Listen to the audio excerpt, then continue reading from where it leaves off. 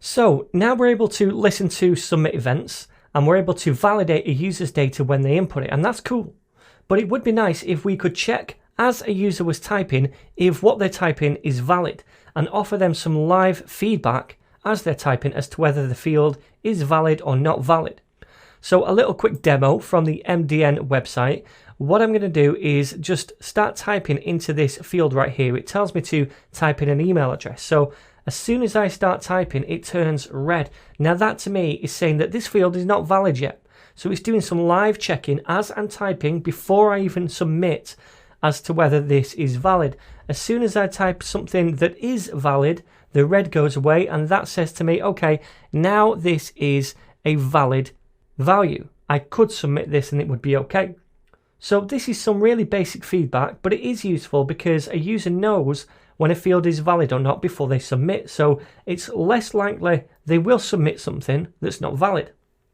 So then, how can we implement this real-time validation behavior into our form? Well, it's pretty simple to do that. There is an event we can react to called the keyUp event, and that's going to fire a function, a callback function, every time I type something. Now the keyUp event basically means when I press a key down and then lift it back up, that is the keyUp event. So not the push down, but the letting go, the up. So let's go and try and do this. Currently we have this right here, which is the submit event. Now I want to scroll down and do a completely new event listener for the live feedback. So to do this, we need to get the username field. Now we have that via the form. We can just say form.username because the name is username. So let's grab that first of all, form.username.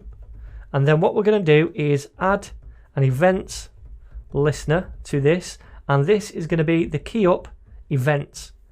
Now inside the callback function, I'm going to take the event parameter. So let's pass that through. And first of all, what I'll do is console.log e.target.value and also form.username.value. So these should both give us the same thing, and they're things that we've seen in the past. Remember, e.target gets us the target of the event. Now, what are we attaching the event listener to? Well, it's the username field right here. So this thing over here, the input. So that is the target, and we're getting the value from that. So that should be what a user types into it. Now over here, we're again getting the form.username and then the value. So these are just two different ways of getting the value. So I'm going to demo this. I'm going to put my semicolon there, save this. And as I start to type, we can see now two different values. And they're both exactly the same. Now what I'm going to use is e.target because I just prefer to use this when we have access to it. Just in case in the future I change the name of the form, it's one less place to change it inside the JavaScript. So let me just comment this out and then I'm going to say if, and what I want to do is test in here if the current value, every time there's a keyUp event, test if that is a valid value. So what we need to do is test it against the regular expression every time a user lifts the keyUp, every time they type a letter. So what we're going to do is take this thing right here, the regex, because we're going to need that inside this function as well. We're going to cut it from this function and then we're going to paste it up here so we have access to it both here and in here. If we kept it in here, we won't have access to it down here because of the scope of the variable. It would only be inside this code block, inside this function. So now we have access to that, we can test it. So I'm going to say username pattern dot test, and then we're going to pass in e.target.value, which is the data that a user types in. So if that passes, then we'll just say console.log and then passed for now. And if it doesn't, we need an else case. So else, we'll say console.log and then failed. So let's quickly go through this again. We're attaching an event listener to the username field and the event is going to be a keyUp event. So every time they type something, we're doing this check. We're saying right here, test the username pattern and test it against the value they enter.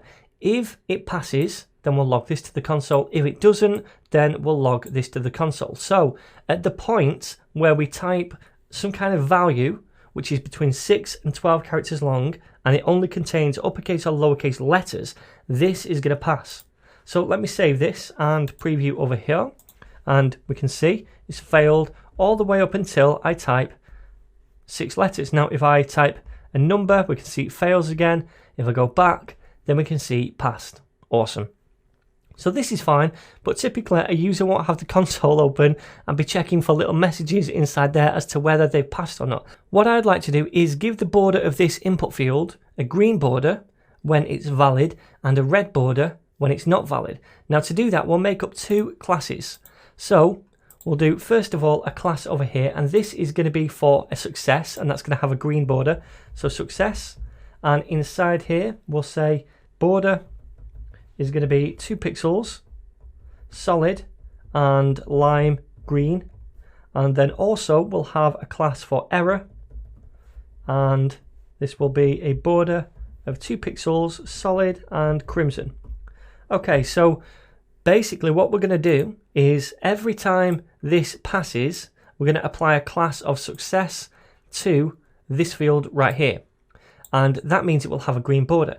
Every time it fails after a keep event, we're going to apply a class of error to the input field instead, and that will give it a border of crimson, like a red color. So let me save that, go back to the code, and we need to apply these classes. Now what we're going to use is the set attribute method, because what that does, remember, is completely overwrite what is currently there, and that's what we want, because if it currently has an error and then we want to apply a success class, we don't just want to add that class, we want it to completely overwrite the error one.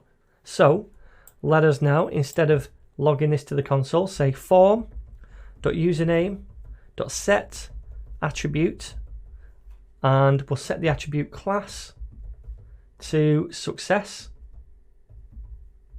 So now we're giving this a class of success, and down here we'll do the same thing. I'm going to grab that, copy it and paste it here, and this time we're going to change this to error. So if it passes, then we get the class success and the green border. If it doesn't pass, then we change the class to error and get a red border. So let me check this out. I'm going to come over here and start typing. Currently it's a red border, but as soon as I type 6 letters, we get the green border, and that's valid. Numbers, invalid, letters, valid. So there we go. That's some simple live validation using this keyup event. Now, I do want to show you one thing before we close out this video, and that is some different things we have available on this event object right here when it's a keyboard event. So let me console.log e just so we can see this. Now, if we come over here and I just type a letter, so D, then we can see this keyboard event object over here. Now, if we expand this keyboard event object, we can see all of these different properties. So for example, I can see if the Alt key was pressed. I can see exactly what key was pressed, etc. So let's do another one. Let me just come over here, keep hold of Alt and press G. And now we can see we get 2 events because we did Alt and G. But if we come down here, we can see the Alt key is now true. Okay? So that's nice. We can see if the Alt key is pressed, we can see exactly what other key is pressed. And also if we scroll down, we can see things like, is the Shift key pressed? So that's nice. We get all of this information about what keys are being pressed when the event fires.